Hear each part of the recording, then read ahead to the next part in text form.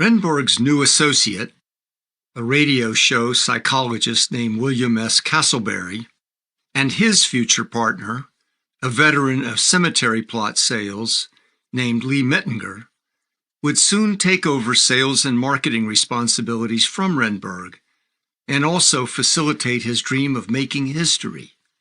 But it didn't play out quite like Renborg envisioned. Under Castleberry's and Mittinger's marketing plan, Renborg's Nutrilite company would become forever known as one of the first and most notable supplement companies to be prosecuted by the U.S. government for deceiving both consumers and salespeople. The case would go down in history, litigated all the way to the U.S. Supreme Court, which ruled against Nutrilite.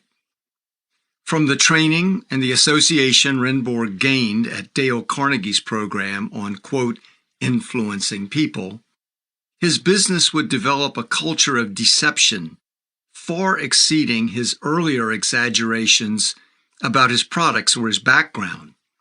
It would also be based on the exploitation of friendships for profit, the first business ever designed to convert all social and family ties to commercial relations. In 1948, soon after Renborg signed an exclusive sales contract with Castleberry and Mittinger, the U.S. Food and Drug Administration raided Nutrilite locations and seized inventory, charging Nutrilite, Castleberry, and Mittinger's distribution company and Carl Renborg personally with making false medical claims to sell vitamins and recruit thousands of salespeople. The FDA case described extraordinary and utterly false claims made by Nutrilite in sales literature regarding promised benefits of ingesting Nutrilite vitamins. The Nutrilite distributors had been trained to repeat the falsehoods both to consumers and, more importantly, to all prospective distributors, vastly multiplying the deception.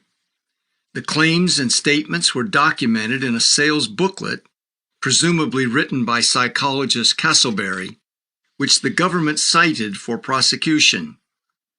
But as part of its legal maneuvering, Mittinger and Castleberry reworded the booklet so that the case eventually opened the doors to today's misleading and meaninglessly worded promotions by vitamin and supplement makers that promise miraculous health benefits without directly claiming to provide any therapeutic value at all. William W. Goodrich, former general counsel of the FDA, who served in the agency from 1939 to 1971 and was directly involved in the Nutrilite prosecution, described the duplicity used to market Nutrilite's products and its campaign of deception. Referring to the Nutrilite recruiting and sales sessions the FDA had recorded, Goodrich recalled, "They were going wild. They were making every kind of claim you could possibly make. We knew that was so, and Mittinger and Castleberry denied it under oath and on their word to God that it wasn't happening. But we knew it was." In the decade before signing on with his new marketing managers, Renborg acknowledged that the value of his concoctions was, quote, speculative. Like all makers of vitamins, he did not have to disclose the full contents or prove they would cause no harm. Yet the FDA's charges were not about inherent worthlessness, disclosure of contents, or potential toxicity of the products. Rather, the case focused on how Mittinger and Castleberry were deceptively using the products to enroll distributors and sell the goods. Biographically, the FDA case shows how far Carl Renborg had descended, as Mittinger and Castleberry were making him very rich.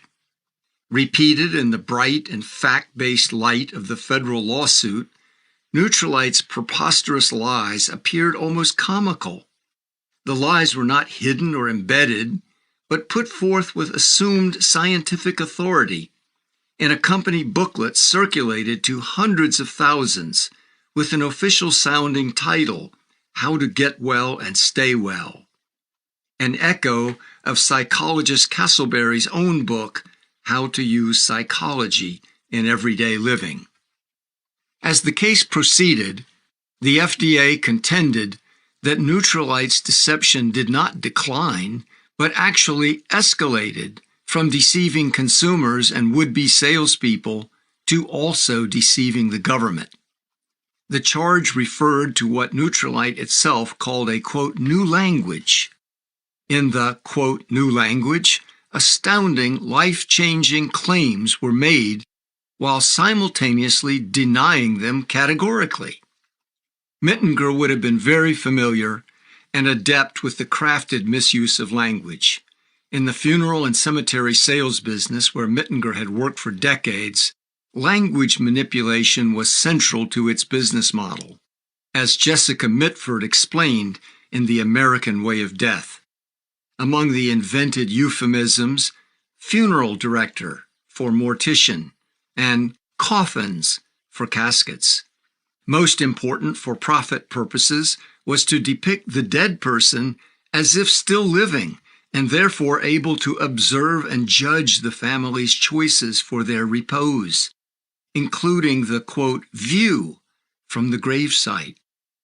Nutrilite's new language, however, went far beyond euphemisms. It produced a special vocabulary and way of speaking that cover over facts by authoritatively asserting their opposite. It was a precursor to what would evolve in MLM into an Orwellian doublespeak, in which controlled and manipulated contractors become, quote, independent business owners. Quota purchasing became selling. Wholesale was designated retail. Distributor morphed into end user. And 99% loss rates were proclaimed, quote, the greatest income opportunity in the world. The term doublespeak is associated with George Orwell's famous novel 1984, published in 1949. The term doublespeak is not used in Orwell's novel. It is derived from two other linguistic devices described in the book, doublethink and newspeak. Orwell's earlier masterpiece that also addresses the destruction of truth, Animal Farm, A Fairy Story, was published the same year Renborg signed his contract with Mittinger and Castleberry, 1945. The absurd but audacious lying employed by Nutrilite in its sales booklet is detailed in the government's case.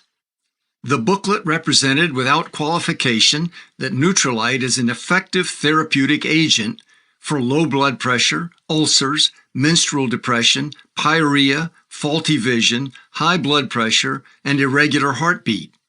At another point, the booklet implied that cancer, diabetes, and tuberculosis would respond to Nutrilite treatment. Government prosecutors then described how Nutrilite claimed it revised the booklet and corrected deceptions to avoid a criminal proceeding.